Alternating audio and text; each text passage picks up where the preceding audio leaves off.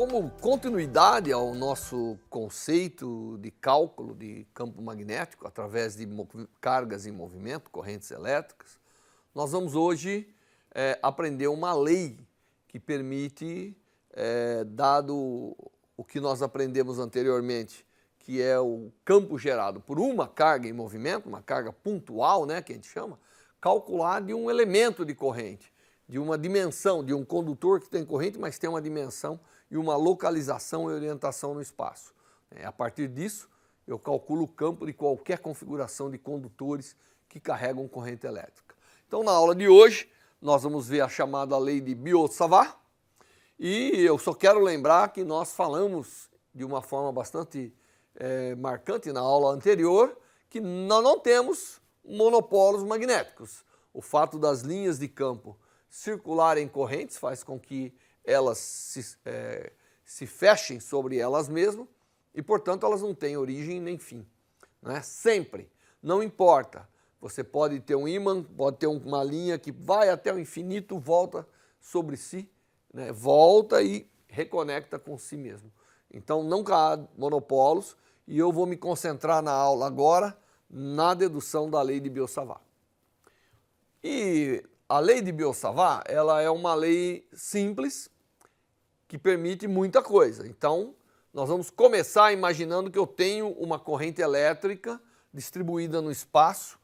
Obviamente que correntes elétricas normalmente têm condutores ou tem uma forma de se conduzir no meio, né? Porque elas são cargas em movimento.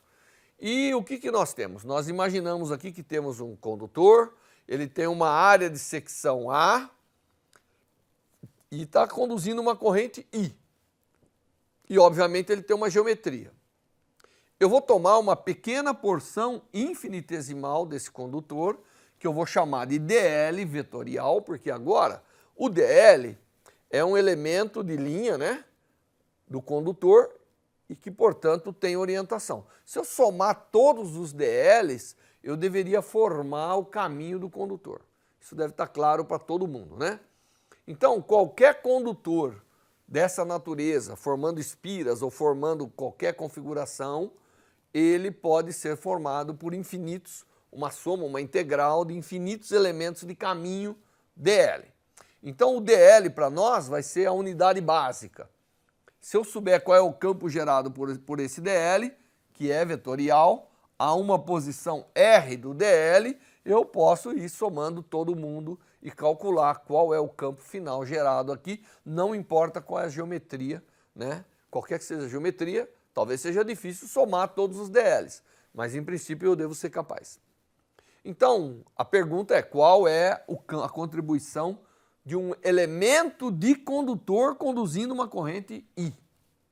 Nós vamos chamar de N a densidade de portadores, porque agora eu tenho uma densidade de carga ali que está se transportando. Então, o número de cargas por unidade de volume é o nosso N minúsculo, e Q é o valor da carga portadora, né, que eu estou conduzindo. Muito bem. Se eu perguntar assim, quantas cargas eu tenho em movimento devido à corrente I nesse elemento de circuito dl? Bom, se eu já falei que eu tenho uma densidade N de cargas, N vezes o volume desse elemento vai me dar, naturalmente, a quantidade de cargas que está ali. Obviamente, todas estão sendo imaginadas se deslocando com a mesma velocidade v. Então, isso aqui, como ele é pequenininho, o dl, em primeira aproximação eu posso imaginar como uma carga pontual se deslocando com a velocidade v. Quem é essa carga? Eu vou chamar de dq. E dq é a densidade vezes o volume. Tá certo? Vezes a carga de cada portador, porque a densidade me dá o número de cargas, né, o número de portadores por unidade de volume. A, que é a seção transversal, vezes o dl, porque isso aqui é como se fosse um pequeno cilindro, me dá o volume. Então, o volume vezes a densidade de portadores vezes a carga de cada portador. Se nós estivéssemos lidando com corrente de elétrons, isso aqui seria o elétron, né? Mas aqui é genérico, então Q representa a carga desse portador. Então eu pego a lei que eu aprendi anteriormente e vou substituir lá na carga por esse valor, por esse dq. Então o campo produzido, o campo vetorial produzido por esse elemento de corrente, nesse ponto, localizado a um vetor R da posição do elemento de corrente, é dado por Q' dq V vetorial, o versor R, dividido por R quadrado. Então, eu simplesmente utilizei a lei que eu aprendi anteriormente e apliquei para um elemento de corrente agora, tá certo? Se eu substituir o dq por o valor que eu já expliquei para vocês qual que é, obviamente o dl e o v estão na mesma direção, então o vetor v pode ser substituído pela mesma direção do vetor dl. Então, quando eu substituir o dq por isso aqui, eu vou só transformar, ao invés de manter o vetor v, que é paralelo com dl, porque as cargas estão se deslocando aqui, né, ao longo do condutor, eu vou substituir, então eu vou transformar o v em escalar e vou manter o vetorial no dl. O resultado disso é que o campo produzido naquela posição do espaço, localizado e caracterizado pelo vetor R, né, e, portanto ele tem um versor R e o módulo R aqui, do elemento de corrente, pode ser escrito como a constante magnética, K', a densidade de portadores, densidade de cargas, né, vezes a área do condutor, vezes a carga de cada portador, vezes a velocidade, e agora dl vetorial R dividido por R quadrado, porque como nós vimos, nós substituímos o dq por isso, e eu já salientei que no lugar da velocidade vai entrar a direção vetorial do dl para caracterizar isso. Essa então é a expressão da contribuição do elemento dl naquela posição do espaço. Esse é o campo que ela contribui, portanto nós estamos chamando de dB. E é vetorial, claro. Sempre circulando, porque ele é vetorial, então isso aqui vai ser perpendicular ao dl e ao R. Então ele está circulando de novo a posição do condutor. Mas se a gente lembrar que a densidade de portadores vezes a carga é a densidade de carga agora sendo conduzida, vezes a área, vezes a velocidade, isso nada mais é do que a carga por tempo, acaba sendo a carga por tempo que está sendo conduzida e que é, por definição, a corrente elétrica. Então a corrente total, tudo isso aqui, substitui a corrente total que está passando no condutor. E, portanto, a expressão do campo, devido a um elemento de corrente orientado no espaço pelo pequeno vetor dl, o campo produzido por ela a uma posição R, caracterizado pelo versor Rzinho a um módulo de distância R quadrado, é dB igual a K' e dl vetor R dividido por R quadrado. Isso é a contribuição do campo para um elemento de corrente, dl de valor I. E essa é a lei de Biot-Savart. Então agora eu tenho a contribuição do campo devido a um elemento do circuito, devido a um elemento de corrente. E se eu tiver uma corrente qualquer distribuída no espaço, basta eu somar esses elementos e eu acabo tendo a contribuição total do campo. Então, a ideia é que eu agora posso, com qualquer configuração de corrente, né, em todo o circuito de corrente, eu sou capaz de calcular por soma, que obviamente são elementos infinitesimais, então é a integral de todas as contribuições, acaba dando o campo total numa posição do espaço.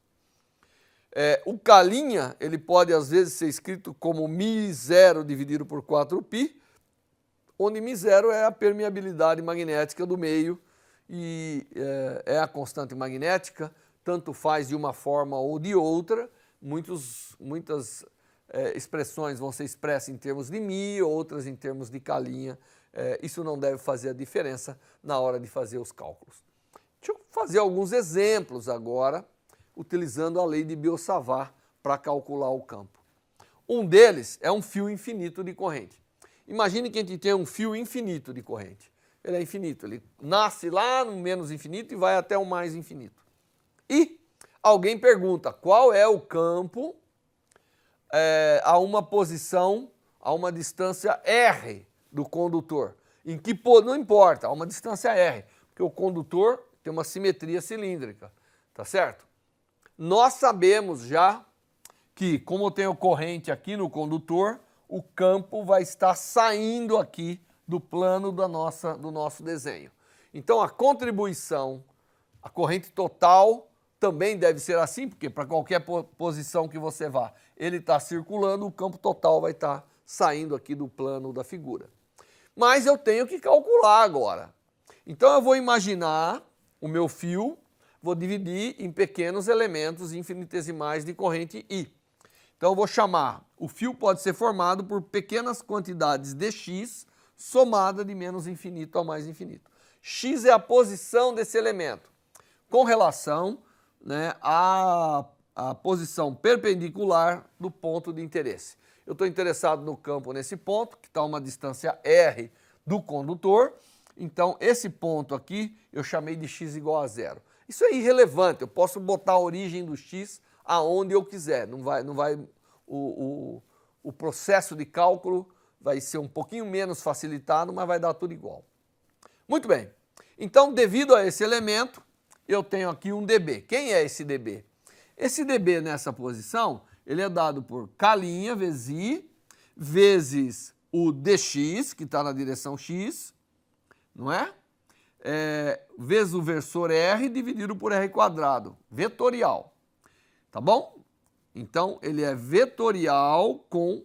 E, obviamente, eu vou chamar esse ângulo aqui de θ, de tal maneira que dl, lá na nossa expressão vetorial R', é dx seno de θ, né? Porque o produto vetorial é o produto dos módulos vezes o seno do ângulo entre eles. E o meu dx está aqui. Então, essa expressão, aquela expressão original da lei de Biot-Savart, agora já fica praticamente uma expressão escalar, porque eu eliminei o vetor, eu sei que todos os campos estarão saindo aqui do plano, e eu posso agora somá-los todos, né? A única coisa que vai mudar é a posição do elemento ao ponto de interesse. Quer dizer, o R' vai mudar. E eu chamei de x ao longo aqui, então agora eu tenho que convergir a minha expressão toda para uma única variável para eu ser capaz de integrar.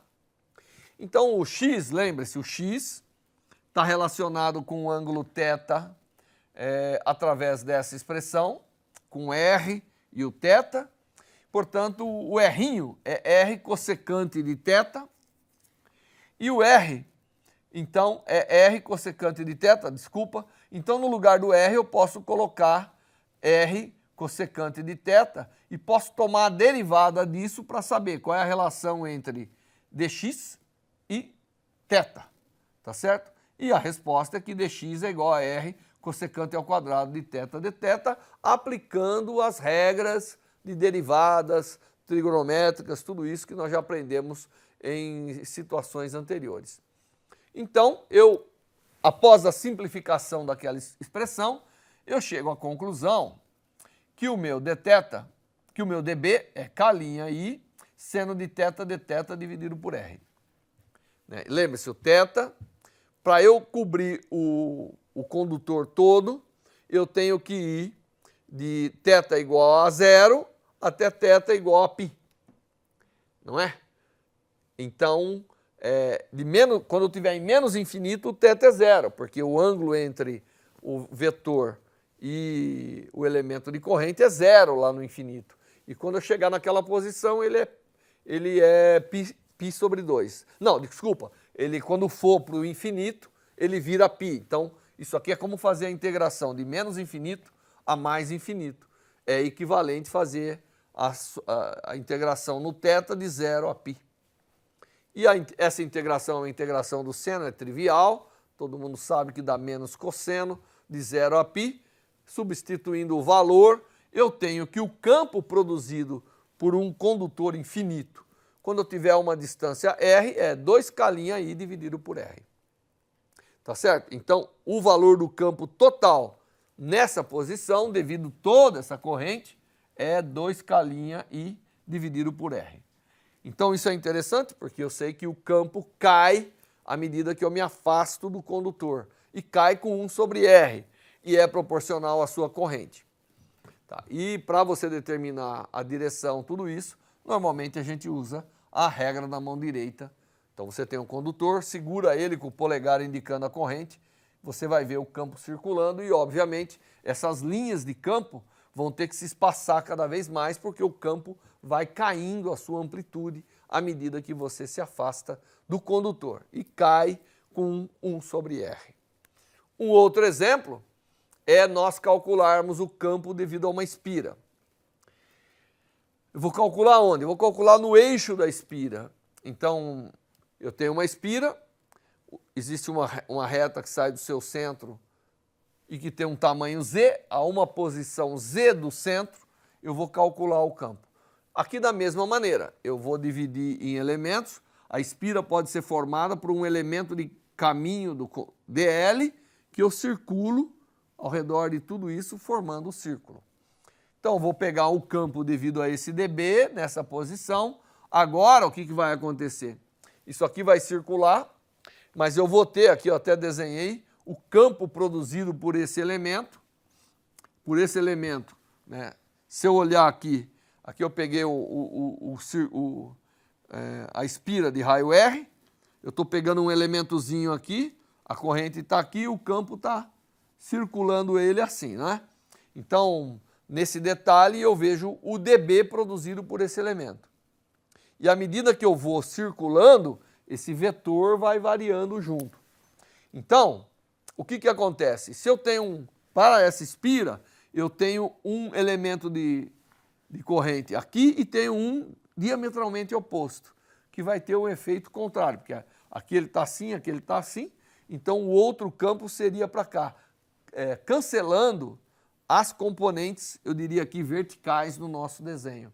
Portanto, só vai sobrar componente horizontal. O campo vai estar na direção Z, na verdade, né, quando eu estiver sobre a linha, o eixo da espira.